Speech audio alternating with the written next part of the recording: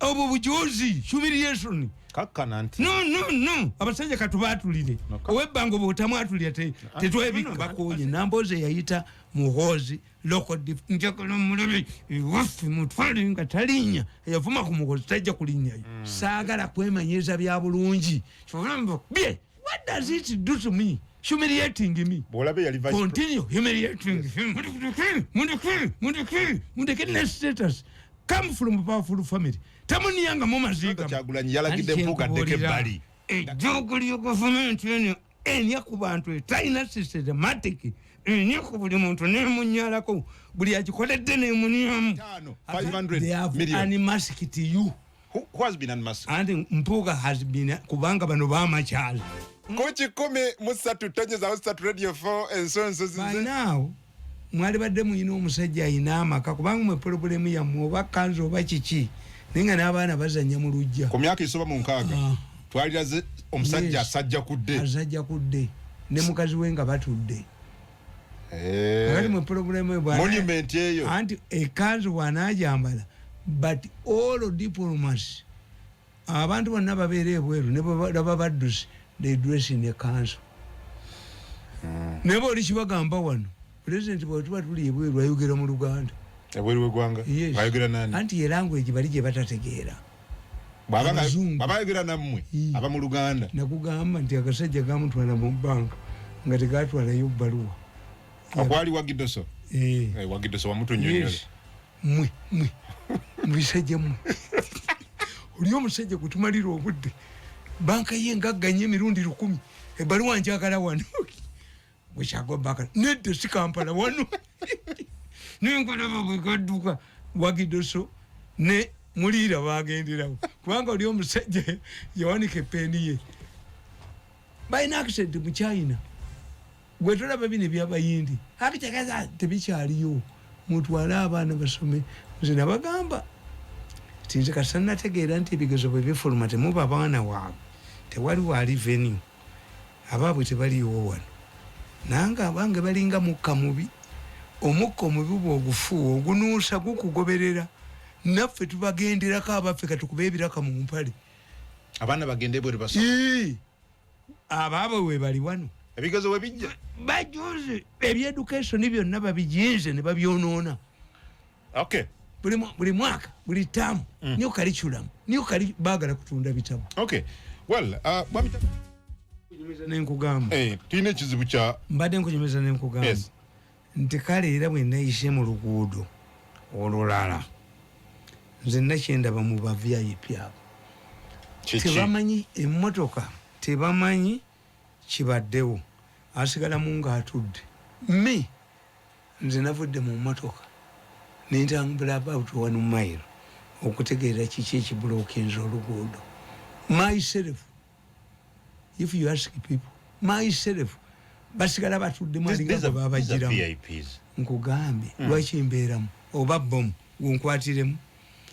nensanga nga motoka ya taxi yesibye oluguudo I helped them ogisindika anabadde mu suuti ya muhoozi endala eri ne bakutunulya butunulizi tulina okulaga ekyokulabirako yabasekerera wano omusajja umetaze 2 ate ffe tufaayo tuteze wabiri ye MUSEVENI kyakoze agadde oluggi lw'emmanyo n'olw'omaaso munaayitawo ffe MUSEVENI bwajja era tujja kwegatta ku MUSEVENI badde muhoozi have a powerful say ayinza okubeera campaign manager wa MUSEVENI we are not making losses nze sibalangako kino nenkola loss I would get out of muhoozi if he was hostile to his father yagamba tatamala kudda bbali nange nenzija tuli ba standby generator that's why bano babala mu bandi sibabeera munnyo mulimu aboogera ebitako the moment you incite MUSEVENI ne mwogera nga bano abalala MUSEVENI okuggala ekintu kya muhoozi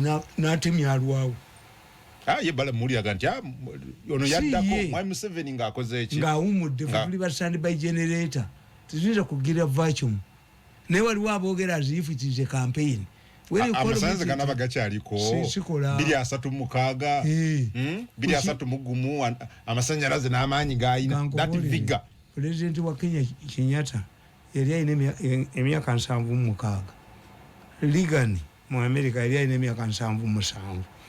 Omusajja yatereeza economy ya Italy, Professor Napolitano erina emyaka 94.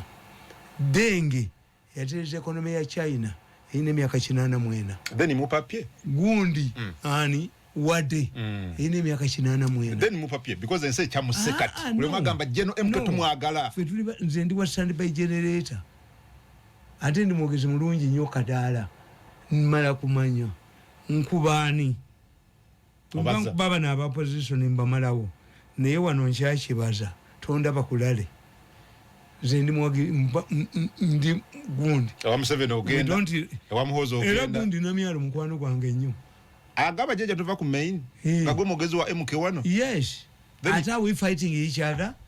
You are nga Muhoozi agandi mulinya in the name of the father. Era abo bajja bakolera seminar mbabuulire how to address people in this under this situation.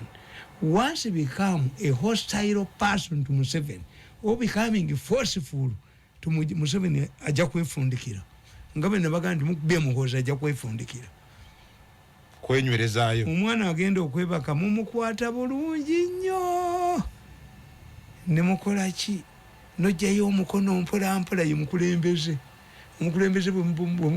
omwana alemesa palamenti okutuula n'akakamala mu katanda ne mujja keetanaga mugizeeko n'ogizaako nti ate njagala kusula na mami ate ogenda kukola kumakya kukeera mu bino mukubeko olabe gwe muleke bamuwe ebbeere tunula eno omanyi omukazi alina federo 2 omwana ayonka federo ye eri mu kaleega nyina bw'abajjamu akaleega asanyuka ate omusajja tasanyukira kaleega yasanyuka basumulula peti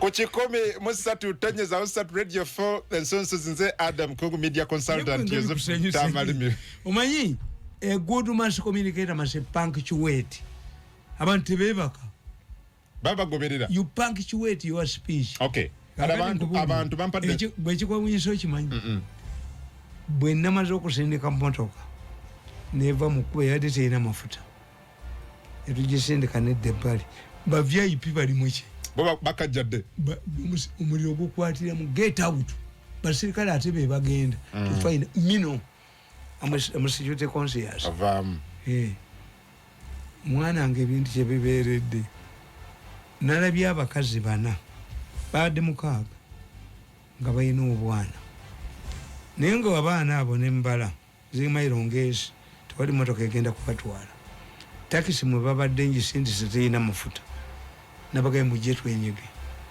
omu n'agamba oli mukambwe oyo si ya Mirundi mu motoka yo oli mukambwe embaga ako mujje okutegeera asiri watambula n'endomola ya asidi n'ennyo era asidi yabaddemu nembaleeta one of them yabadde alaga Ntebe but what surprised me bonna bakukyalo kyewaffe ekalagala. What? I'm telling you. What a coincidence. Anti kyewuunya luli nakwata ki nakwata mubbi wa motoka yange kati ate be nayambye bonna nga sibamanyi mu abakazi 3 ababadde mu motoka eno 4 mujje nenyigana mu motoka kubanga obwana temujja busobola 5 miles ahead naye nga ekiremeseza fire brigade teriyo. Fire brigade ezo zonna police station zeziri awo tezina fire brigade ugambye fire brigade akatale ka ekanisa ya impact eyaserwadda yali egenda kujja ekibanda kyakwata omuliro ne babakubira nge ezo zolaba ezo tekuli mipiira tekuli mazzi driver taliiwo. These are things a new Inspector General of Police must find out. Mbuuza abatakisi nembagamba lwaki temuviira fire brigade ndi muzeeyi tukubuulire babatwala mazzi ku ssomero. Obabuuza lwaki temuviira ambulance right of way omuntu obwaba nti abenzi bazigula ne benderamu misuse nti abagenda Entebbe bazigula to kill traffic jam. Abali mu Kampala bagula ambulance zikola taxi. The moment society abuses bali abasajja bakimanyi ambulance mu Uganda, fire brigade mu Uganda balina kuvaamu na bamundu. Okay. All right. Kitegedde. Kankole mbwenti. Dakiika emu yokka bwe tujja ensonga ziri bbiri. Abantu ze basabye okufuna endowooza yo. Esooka Parliament ekubirizibwa mukwano gw'omukyala Monga nga bagiri bubi ku social media. Ekyokubiri olutalo wakati wa Mpuuga ne Kyagulanyi. Tamale ensonga aziraba atya. Kati kankubuulire. Nti ab'ebijambiya baalumba ewange. Neze nali mmanyi oba miso. Biseera ki? Ayisibisiddeizeko. Baalumbyewo. Baakulumbye. Miso. Ani atatya Tamale wowe? Polisi ya wano ekibi kyeyina. It has failed in a security bonna baayiso. Tebamanyi ku infiltrating a criminal gangs. Me, I infiltrated all criminal gangs. Ninamu abantu bange. Nagamba Katumba Amala nampita koni maani. Nagamba Nachobe nampulira. Ningamba Lumumba nti bagambye. Lumumba yali agenda ne Nankabiro. Ono musajja yali Ruzira yani ow'Abasiraamu. Jamiru mukulu. Omanyi bwe yajja mu kkooti. N'agamba nti abaana bange ne mukyala wange ne maama mbagambye mulonde Nuupu. N'asiibula. Baali bamugambye Museveni agenda muwanika kalabba. Abasajja ne bagamba kasita awanika Jamiru mukulu ku kalabba. Tugenda kumuttira baminisita aba nga tuweereza mitwe. Lumumba mutwe. Nankabirwa mutwe. N'abala bameka. Nankabirwa yampita koni maani. Lumumba yakikkiriza. Nze bwe nkugamba nti ofuluma mu nnyumba yo. Kana akasajja ko mu Kampala kabadde kakwata boda n'obuvalika bwako. Nali simanyi nti kayina ne petrol station. Baali bagenda kagunda n'oyo Kiyimba. Boda zani. Kasajja gagamba nti this Muganda man. What do you need? Kugula motoka nkadde. N'ogimuyisaako n'oleta ba AK-47. Ekisajja ne kibuuza. How much do you need? 2 million. 2 million. You think I'm talking about MUSEVENI's money? $2 million. Miso. Nze nali manyi nti bajja. Bagenda kunnumba. Nkuboli. Wakitegeerako. Neziyawo abasirikale bonna bano. Bano botambula nabo n'obejja. Uniform. Ono omulimu gwe yabeera wendi olaba pistols ziringa 10. Wakikanyuka nange nenkuba ba tukumalawo. Ono ayinanga 10. Ai. Naye kiri mu motoka omuggo kimanyi amale. Mulimu emitayimbwa, mulimu esululu, mulimu ennyondo kyenyambala wano kati weeri. Mulimu ekidomola kya acid. Ng'oli mutiitiizi. Bagende wa president bamugamba mbu atambula nabyo. Museveni amugamba nti alina n'ekidomola kya acid oyo mwangu ayokyeko omuntu omu. Mubonereze n'okusinga kitatta. Bo baali baliwo naleeta ejjambiya ngakubye omwana wange nenjiwagalira mu studio. Nebaga mulowooza nalize nampina. Aba UCC baatya bagamba modaleta nkwate kukobola kadduka. Bakubye omwana wange amannyo banoonyaani. Olunoonya omwana lwagala nnyina. Ejjambiya gye nnina bagiwagaza kisula ne biwa bebi n'omusulo gwa bebi. Shoo eyita mu kitooke shoo. Gwe lwaki atayagala kunnumba otya byennina? Amawanga gayina nuclear era zimanange enseka.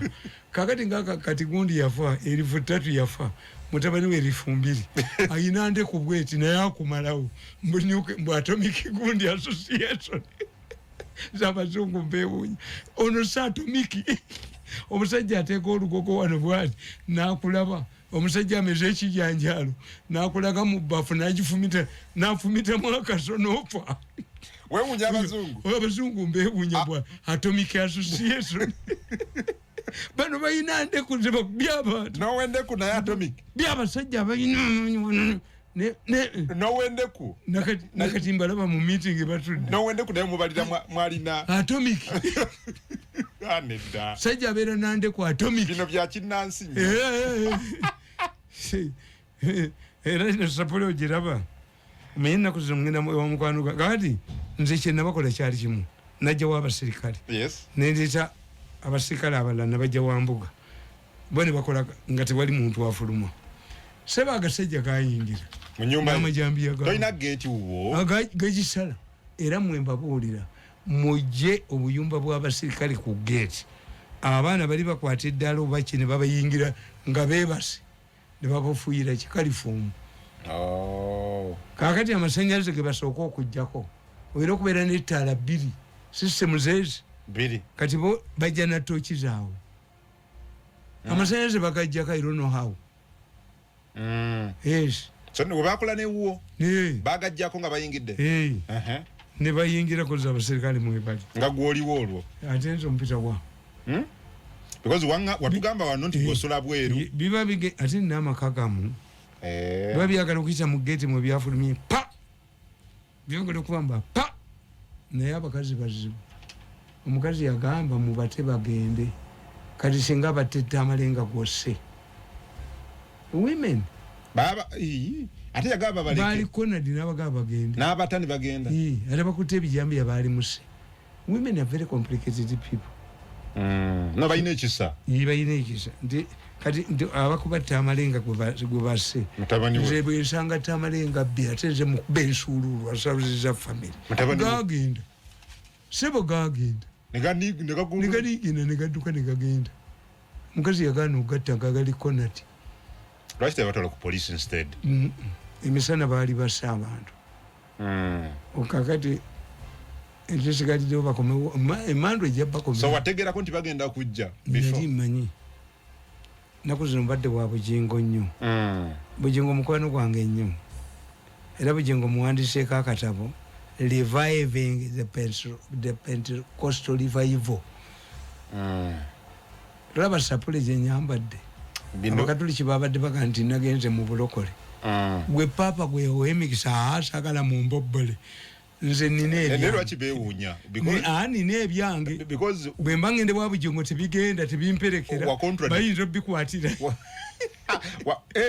otyo ogende wa Bugingo nabyo Bugingo yammanyi tuli bamukwana abimanyi mbiina ayinza obikwatirayo biyinza okulemerayo naye nze Bugingo Bugingo mwagala nnyo amafuta g'omukisa Bugingo akyusizza era newunyiza poliisi eyo magnitude y'abantu Bugingo gyayina anybody would go there anybody toyinza kukkiriza abantu bangi bwe batyo noka nti gwe toliyo why nti Bugingo bazze okumukulisa from different faces abantu abenjawulo ababodaboda bazze nga musiraamu abasiraamu bazze abaki bonna kibula nkugambye timpandisa akatabo kange reviving the revival churches ye Bugingo buli face yonna mweri teyali kitumye Pentagon yali kitumye all of face church bonna bagendayo naye gavumenti yamuwa abakuumi tebabaddeyo frank giving tebabaddeyo ate babimanyi they don't know public relations okay ntwala ku nsonga zange ebbiri yes kakati Mpuuga Kyagulanyi Mpuuga ngenda kubola ebintu biri bibiri yes one Kyagulanyi came to me and I've been saying it on air that Kyagulanyi came to me wali erubaka wembeera I saw a confused young man ng'ali mu lumoro ya brown empale ya brown ne jungle boots nze sigenda mu music galas I even didn't know that that was Bobi Wine. He said, I've come to you for advice. There's a group of people abayagala okunteeka mu kintu naye mbatya ne mugamba bagala kuteeka mu ki yakuvuganya Museveni ndoddo ate bajja kudduka Museveni bulaba nga ajjeeyo empapula nomination papers aba yakamaze dda ekyo kankibabulira olwaleero aba agenda kutukuza bufumbo mukitegedde buli olaba Museveni nga ajjeeyo empapula tosibaawo mukazi we because he risks the past and the future and people will remember the present lwaki omugenyi omukulu yasembayo okwogera olunaku lwe bali kuba Museveni akalulu byakoze byonna bijja kuba bifudde if he is forced to give State House in a stretcher a political stretcher byonna byakola biba bifudde enkima teyasoma mathematics ne buli lwebuuka okukwata ettabi eddala tegwa when you see Museveni picking a presidential nomination papers has already won to Sibao. Then katwa kitulonda.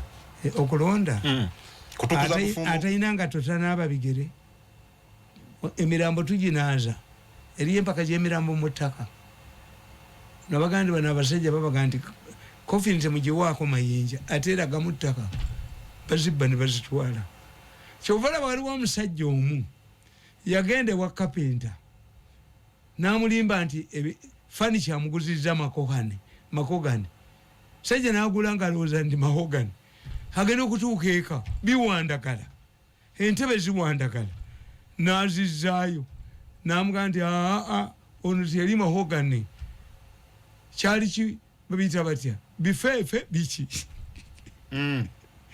omusajja yazaayo ebintu byeyali aguze nga biyita mahogani n'abizaayo wa kapenta bifeefe omusajja yagenda okulaba nga byaguze bifeefe si mahogani bino bifeefe nazaayo furniture ewa kapenta saatwala mahogani bino bifeefe natwala bifeefe biwandagala buli kintu kyonna entebe ziwandagala musajja naga ninagula mahogani bani mahogani afaanana ati tyawuyo si mahogani muddize nenyiniye bino bifeefe bikola kofini z'abaafu maya anzaala amagulu gamulinga gamaya lwendivakuda omwena amulikaba anzaala amagulu gamulinga maya ekiri mu Uganda okuwangala kulaba mahogani yakomyewo sisiri kwoyo muleke bwemunkwata bwe muti njogera ku mahogani omusajja yagula entebe z'amahogani nga ziyite z'amahogani zituuka ewaka nga ziwandagala ayira eddiiro zongera kuwandagala naddayo naga si mahogani kifeefe kyali kifeefe entebe bazikola mu kifeefe maya manzala amagulu gamuliga gamaya kakati alindako toteka mubibi toteka mubibi tayali mahogani omusajja gwe yazaayo gw'entebe tezali mahogani teyali mahogani kyali ki kifeefe si mahogani olubalo lwa kifeefe olumanyi kati olina Kochi 13 tonyeza Start Radio 4 ensonso zinze Adam Kungu musajja yazaayo entebe naga nti era nabwandika akatabo nagula mahogani nawandika akatabo kange nompa bifeefe Katikkiro Mayengo mu Bwakabaka bwa Mutembi nembaga nti Mayengo yayina abasajja yayina kiwakutte mabeere ga mukazi yayina amakambuuzi nga yayina n'empangulula nga bayina kampuni yabwe BLB buli lunaku bubbi mwateeka mu birala bwe mpandika obutabo nabandika Bugenya nembaga nti Musanje yayina mukoddomi we Lwembaawo nga ayina munne kajiiko ayinako obushegu ne bagoba abantu bonna mu gavumenti ne babamalamu mu bwaka yayina omutabani omuyitani nga omutabani we bamuyita Mukenzi mu nsi ki kati obuuza biki njagala kumanya nsi nsi bagita uki Ugenya ate ekibuga Kampala banya omuko Lwembaawo okumanya kajiiko yali musajja mubbi yayina n'endagaano n'abali b'abafu kajiiko nga ate abantu n'abaguli ebyenda bikibyeno nabyo era jjajja bwe yafa baalumba kabuliye ne bayoolako ettaka nga buli yayagala okuzaala ababbi kakati Musanje yayina omwogezi ani Mirandira ne bamugamba ne Mirandira yakagoba nti yakagoba dda Lwembaawo nti kali luddawa nti kayina ekanisa mwe kayimbira nga wali embaga bayitayo mu ndebere nga wali omusumba bamuyitani Yosefu Serwanja nga yakakiriza okuyimbamu Serwanja Kamirandira nga kasunyi kaki tontu ngoli Musanje yakabuuza nti kabulira wa Mukenzi namugandi okujja kongo okuterwa embaawo ne kajiiko ne kobushegu Musanje yabakwata anti gundi yabakwata Mukenzi n'abayisa mu kibuga Kampala banyanga bababuusanga bikere ne babatwala mu gundi kuki mukomera lye Ruzinga ndimanyi lye Ruzinga ndimanyi abantu ne basanyuka Mukenzi Musanje erwawo katono nalekera Mukenzi obwakabaka bw'Uganda ne bute ne bwogatanze eryagala Abaalumbye teyajja Mukenzi ne nakwata ate Mukenzi n'abeera mukwano gwa gundi bwani bwakabaka wa Uganda Lwende yiri kale nzizaayo ku Bobi Wine bwe yakutuukirira yes naga abalina ebanyingizaamu yes ne gundi yajja baby cool Nenyazi n'akomawo the following day after 5 days nga baagala kulaba Museveni we blocked. Nope was started by NRM people. And when Museveni realized that this was a betrayal to him, he ordered all of the people who formed the Nope to put their apologies in their handwriting. The Sirimbo. Museveni yabayita n'abakozesa endagaano mu handwriting zaabwe ab'NRM abakola Nope. Aba NRM yes yabayita nesi kibi tukita average a group of people who have been in power for a long time must be helped to surrender power. Tukita gradual socialization mu byobufuzi oba average kakati abantu bano abakutta obugagga emyaka 4 bwogera kumakya n'obakuba ensi etabuka. You will find economy in Western Uganda. Nti enkuba gye tubadde tukubamu buli ajja nti abateso be bali mu special forces ne mu police. There was a time Odomero ng'okuva Busia okutuuka mu Kampala bonna abateso ba Usi nakati balina gye bava. Kati abo tebakubwa tuwisinairo Bank Road front nti road resistance army. Why do you have resistance? Lwaki Amini bwajja ate abakyoli n'abalango nga Abaganda bazina. Okay. Lwaki Museveni bwajja finds the problems in fact Munseko waliyo the hot debate. Tukome Kaluma tukomewa. Era gundi yakyogera Kasiri eggwanga nga ntwala sirinda keeti yange engulu nze mbalindira Kaluma. Museveni yabaga nti anodinala akyoli abonaabona nga anodinale Muganda wa anodinale Munyankole. Nabo bayina ebikola ki batawanya government bwe bambi mwenne bakola ki mwenna kibalya kibanyiga. So kakati kikutegeeza nti waliwo ababa basanyuka nga balaba bakola ki. Okay. Kakati Nuupu bagikola si be basoose bokka. Nuupu bwe bagikola Museveni tebamubuulirako. Kakati Bobi Wine yagenda ne biliyoni zaabwe 5.8 billion nadduka nazo. Kubana baga nti Bobi Wine yabalimba nti roya we oyo Amsterdam siro yawe. Amsterdam is a CIA agent who identifies African leaders, whether educated, whether not, to flash out the Chinese. Program weziriye z'abavubuka nze bajjako okunona Abamerika abo. Ne bangamba ne mbaga nti already era kozineta neta bagenda kunya kumuseta usiba nyali mungu ekidoli bano bange baganda n'okusoma mu government ebintu byange bino omukabi gye wabitwala wetakola ki netokola nabo because the Americans told me ne boyagala university fanani eti agonza mu marriage nti ye mukazo tujjamu omulimu amalede ndi mu State House University is it there omukona alyokanniyamu nekinyenya olutwe kuba balina emisango gya mbakubye nemba malawo. I want compensation. I'm watching a meeting to compensate him. Mr. House University. Baleke de organic trade yab. But they must consult bad na kumusango. If I don't see my money, you're going to Babu Tambi obulala obunuka. Akatambika mukaliko obukadde busatu. Banzite balabe. Ejo omukoli mufumuke mu nnyuma. Atuko yontunia ku bantu atunyalako n'ekizunza lutwe ajjako beba mutte dai wali ko Kyagulanyi. Yes. Kakati Kyagulanyi yagenda n'egundi yaabwe.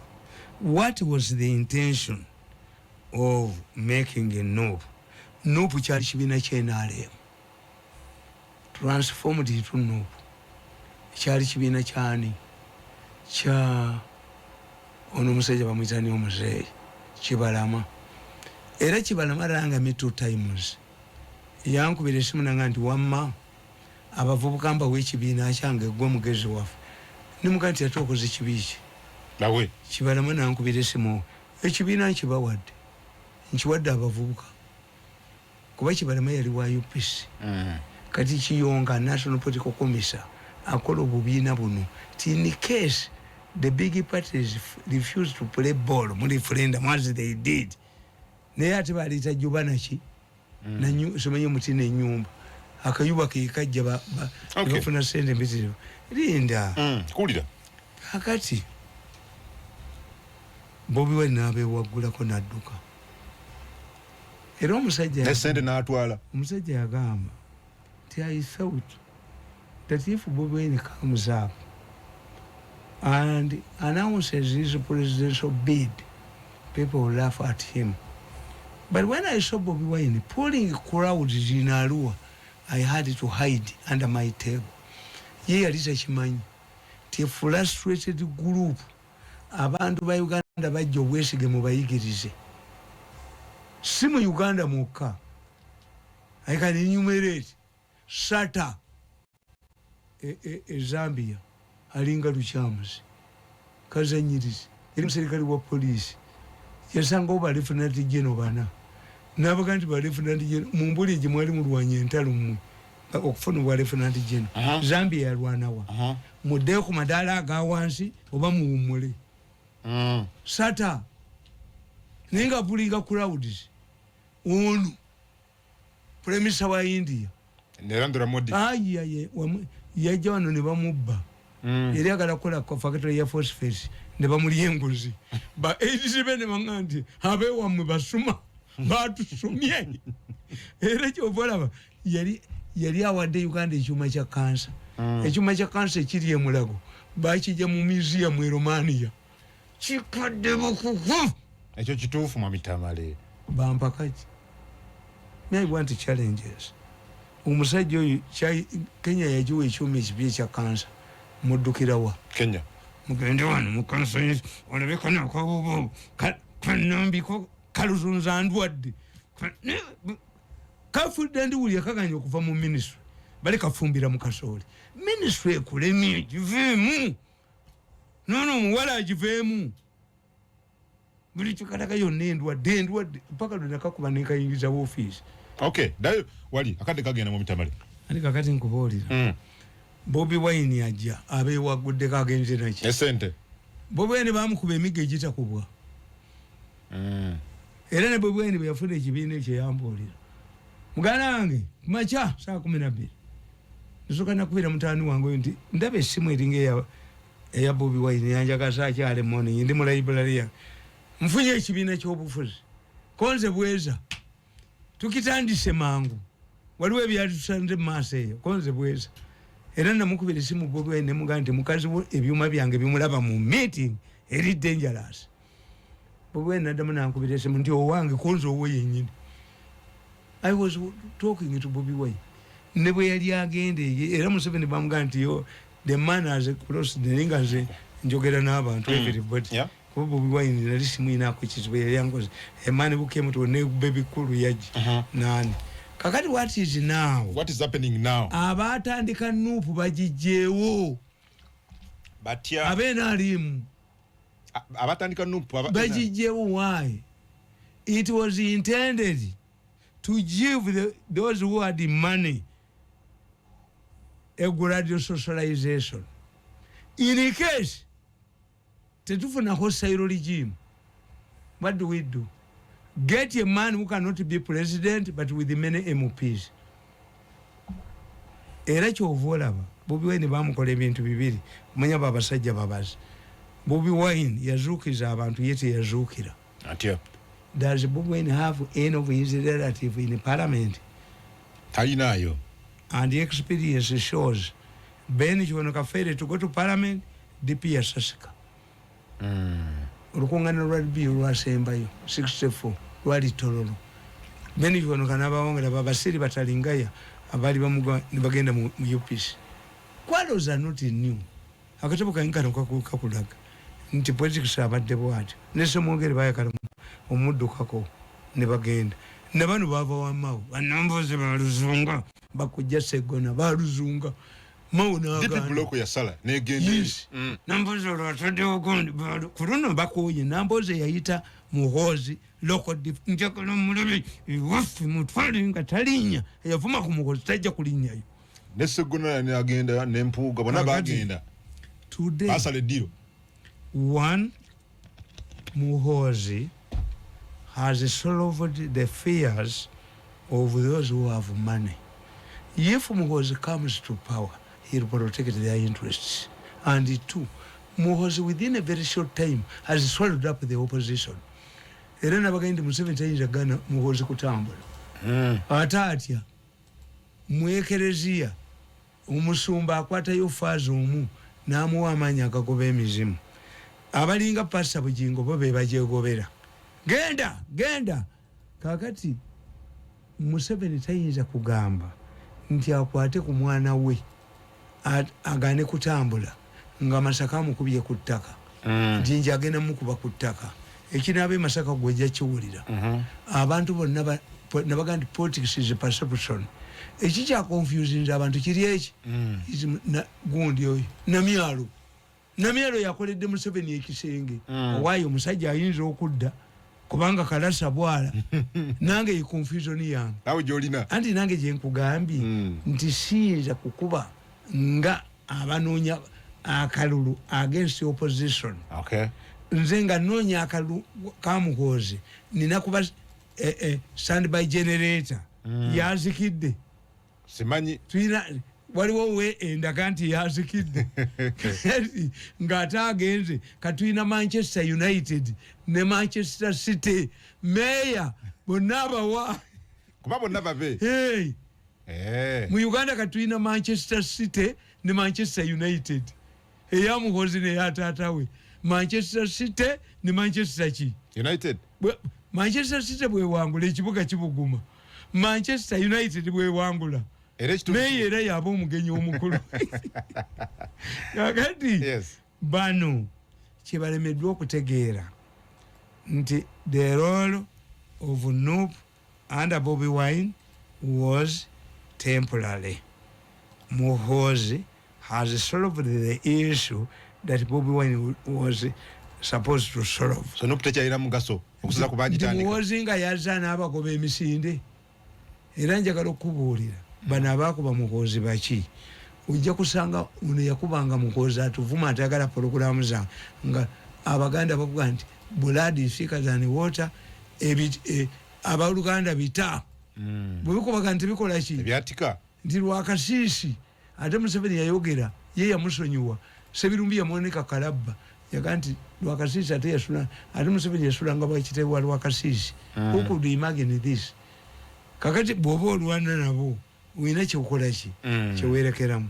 The second point yenkola ya Museveni ey'obuyekera emulemeddemu nti Museveni talinaawo kintu kiri systematic no nabeeranga mu State House nga nfuna emitwalo 6 balina kyebaali bayita entandikwa emitwalo 5 ye miliyoni mu emitwalo 10 ng'ate bajuniya bange bansinga nga bayuulira ddala anti bo bagenda ne bamutuukirira nti sebo maze mbadde njagala nze sibikola evero nze nkolera mu kintu kiri systematic nalaba nga batambulye mu first class mu nnyonyi naye nga nange ndi head wa department naye nga tebakimanyi saagala kwemanyiza bya bulungi bye ono mulinzi omukube yali alowooza nina nfiirwaki emitwalo 6 motoka zange ezo nazikulanga ku musaala ezimiteriyo omusaala gwabwe ogwa 1.7 gwe bampa nina embwa yange nagituuma gypsy advisor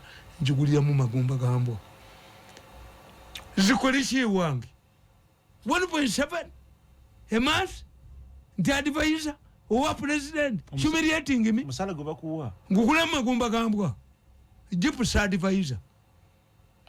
What does it do to me? Humiliating me. Bolabe yali vice continue humiliating him. He must be a distraught. Bolabe yali vice he must be a poor man. We must humiliate him. Humiliate who? Bolabe yali vice president yagukiriza naganja kola. Uyate negotiations indala. Waliwo kategori ya advisor babiri. Since tali 1.7 uyali nga kwasa tu MUSEVENI abaweni. The president yaina nziyandika kwanu. Pane kamba boli. Muleka kutunimu. Leka kutujoga.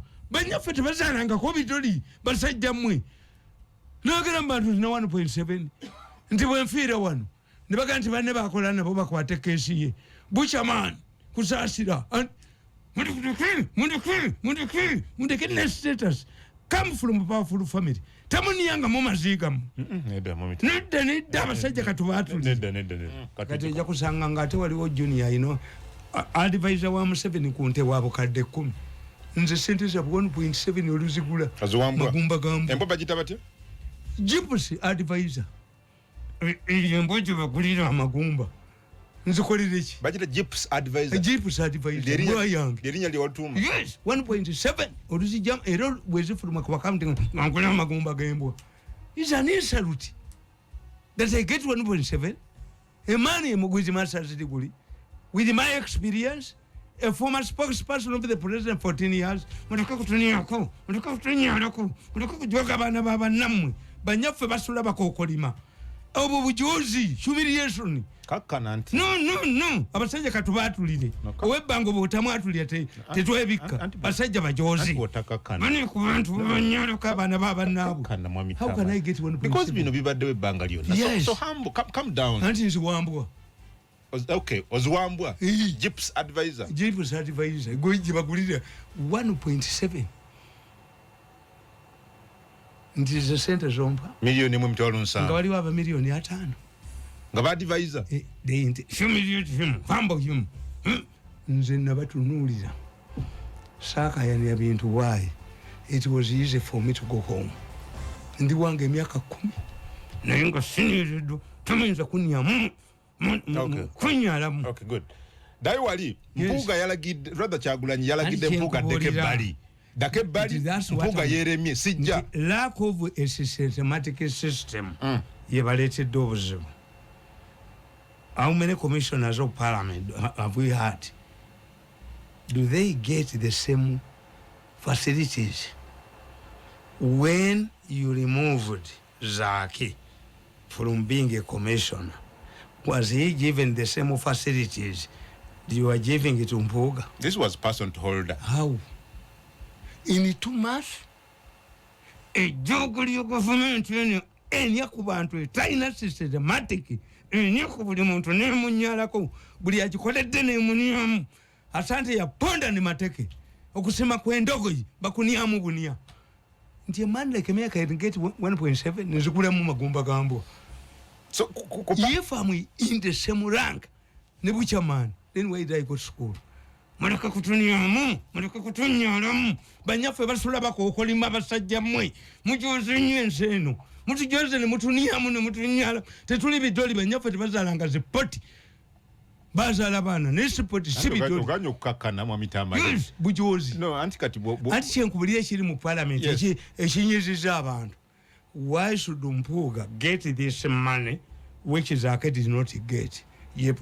If system etaliko formula ejogenia enyala Bobi wani yamulagida de kubali nalemerako. Yes, anti nkugambye nti must have a systematic. Must have a system. Kakati kankubuuza. Ona agamba nti basipiika bonna balina okufuna emmotoka kyawandiikibwawa.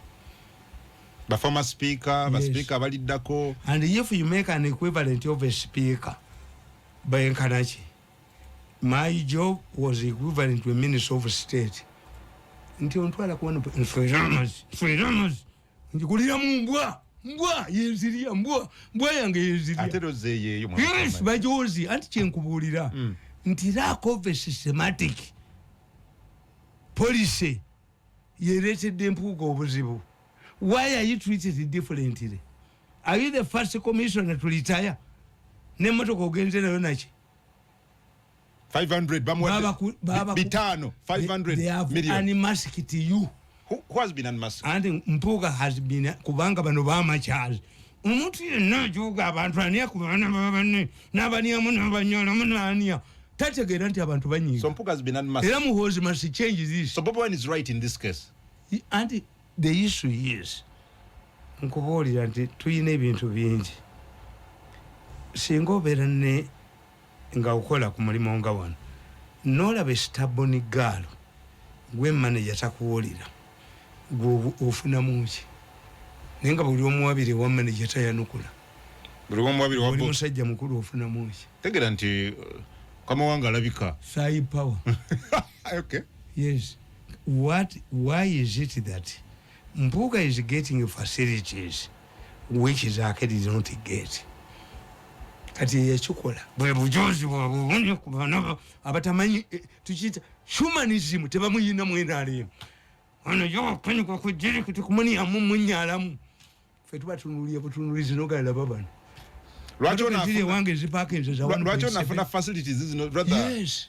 Benefits is not zonna you must be oya musiru yo musiru mugwagwa umusiru mwamujjawa akana uli umusiru ina masazi diguli ya soma political science nkuba akatambi kamale kabera ko bukadde busatu gundi politics is numbers no kwata omwana wa munono mukanyuka ko jirikiti bagambo no boyino kuba destitute destitute must be a destitute. He must go to new vision bana bafere bana bamunupu bafere tuchenene bonna bali mu opposition bonna bafere nabadde wabo bachimbo wanemba gamba tekukyale wafere nawe nawandika twalina ko omukazi omukadde nga bamuyita Mulinywa ozi myaka nga 12 Mulinywa yafa Luyiro ngolukwata pusi naye twategeera abaloko kukyala abali abafu buli erya ku Mulinywa yalwala Luyiro buli erya ku sente za gavumenti kati banoga nze Mulinywa nalya bere ezange zali za parliament zali za tewalya Mulinywa walya mwina mwalwa Luyiro ne Bobi Wine mulwadde wa Luyiro ayagala transparency ne Mpuuga mulwadde wa Luyiro bonna kye kimu ayagala transparency ate etya alwanyisa nguzi bukebuzi yake sente zivaawo bonna balya Mulinywa ne gwe njagala umbuulireyo ejjogo libaniddemu emyaka gye mbakoledde 14 Museveni yangobanga mubbi wankoko ekiro 7 owulira nti Mirundi mubbi sinagendako mu opposition nabategeera obujozi bwabwe omukoya nyamu mungende waffe nfe tumumme eddagala afe Museveni mu myaka 10 talina ekyawadde nnyabo gwe bakuba amagulu ne bagamenya tampaddeyo yadde 10 wadde njiwambwa tishumirieti njiwambwa njiwambwa ne bumwagala lisiti sente za mwezi wambwa ankubulize okumanya abasajja bano bajozi ne motoka tebagiteeka mafuta waliwo litabiri omukono azijjawo nagoba nakyobe nagoba kadaga be bampa sente mbunjovu wali muwewete n'olugosi obutambi buyina let him go back as a district. Museveni recruited a district. He should go back home. Immediately he left the office. He had to come a million musambu. This man must go to new vision. Gwani kasomwana kiriza, kasomuntu akiriza. Nava ku bakuli, nava ku box fumbe mva nafuuka poti. Omwana w'ekijo ng'omukono. Kopi aje era poti aginonya n'aginiamu. Hello. Bagala kunniamu kunnyala. Unaba kujoka bana baba namwe bani amukwekana. Esebo. Manya kuna josinzide. Yogerne Butaman Kome. Yes, Sebo. I just wanted to appreciate the program because Tamale what is talking is so good on me. So thanks. Okay, that one's appreciating you saying. Ndabye kyewunyisa. Wa mwami Tamale. Omusajja yasoma meteorological bond. Mbera z'obudde. Diguli. Nga tuli mu climatic change. Ye mushererwa sikabira. We don't have tribalism in Uganda, is nepotism. muti mukyawula nsembeza bange nensembeza kabira yange mu Uganda nepotism mwana wani omwana zene nkaba n'amaziga muli ku climatic change. You bring a retired man to court environment ne climate ono musherero taina mulimu a graduate a master's holder mumbera y'obudde mushererwa has no job era mugambi nti jimpe nsasanyi mu bantu abasajja bano bategeere enseba kunamye tutegeere muhoozi kyajjirira abeere beta MUSEVENI nti is shameful a man like me 1.7 nswera amazi nziwambwa mbagambi ti Mpuuga ekimukuba bamuwa facilities ezitaweebwangako opposition leader bw'aba commissioner sente ze bamuwadde ze bawazaake n'owulya $5 million mekanga bano ndi MUSEVENI atusaze nnyo MUSEVENI atusaze yes kamawo nti nze nkubuli eyamukola emyaka 14 ne mmange ne bamukuba olwa MUSEVENI era mmanga ambuuza n'akagaali katambuliramu ffe tuli basajja bagagga tulina sente singa nyaffe yali mwavu singa yafadde singa mwali baavu yes singa nze nali mwavu kubanga sente zonna mukazi kwata nakubira Salimu Sale essimu ne muganda ndwadde ngenda Nairobi yaga nti alukolo teyaddamu. Hello. Mukole nnyo. Sebo. Onogana sema kule kafo tamale moni ngatu linyanya abe abanupu onosema kule kafo. Okay, abali kankubuli. Oloza lwaki mbogera nabagamba nti mukalo bongo yatwala milioni ebi oyo Bobi Wine ayogera naswala iwalubongo yo mukazi yazija kala mujja naswala olubongo mukuba akatambi muka Bobi Wine yakimasene ku hoteli egundi bajita batya eyo hoteli bajira nakati wa najikubulira jogera dda asibolo vadi hoteli eri wano mutungo kamutekera abo yagenda ayambadde yazitwalira ki Bobi Wine ayogera ki Bobi Wine alinga omusajja asanga munenga agenda muloji naganti nga yafuluma laba bamalaya laba baligenda mu muliro bogenze kusala loji basaliramu muri mu kerezia bonna mpayi Bobi Wine ne Mpuuga bonna babbi no kyesi kituufu basobola kuyita bantu babbi nga tewali kooti ebasingisiza musango temukabbi nkugenda nakubira Bobi Wine ne mugandi mukazi wali mu meeting enkyamu nanganti owange naddamu nakuba nti ye neganti Bobi Wine bwe ekibiina yambuulira ku makya nenkubira Bobi Wine muganti ogenda kayunga bagenda kukubirayo Bobi Wine nanganti amwaweya naye nja genda okimanyi nti gundi oba mayinja Rad Mayinja bwe yagenda ewa Bobi Wine a message yagenda ku simu ya Bobi Wine they have recruited Mayinja to spy on you kyobula nwandika katabo nti Bobi Wine mubi wa mu nyumba ebintu abimanyi kati rolo yeje yali akola ekoze eki eweddeko amulimu gwe guwedde ye MUSEVENI bwati bwasasula MUSEVENI alinga amazi tegagayapa nolaba ba milioni 5 ba milioni meka niyenze MUSEVENI naniye nagisi kimu siteta usije nalekamu yenukidde mama nga wabbayo omukazi nzakyo bintu omukono niyomu namalamu mwaweta lugo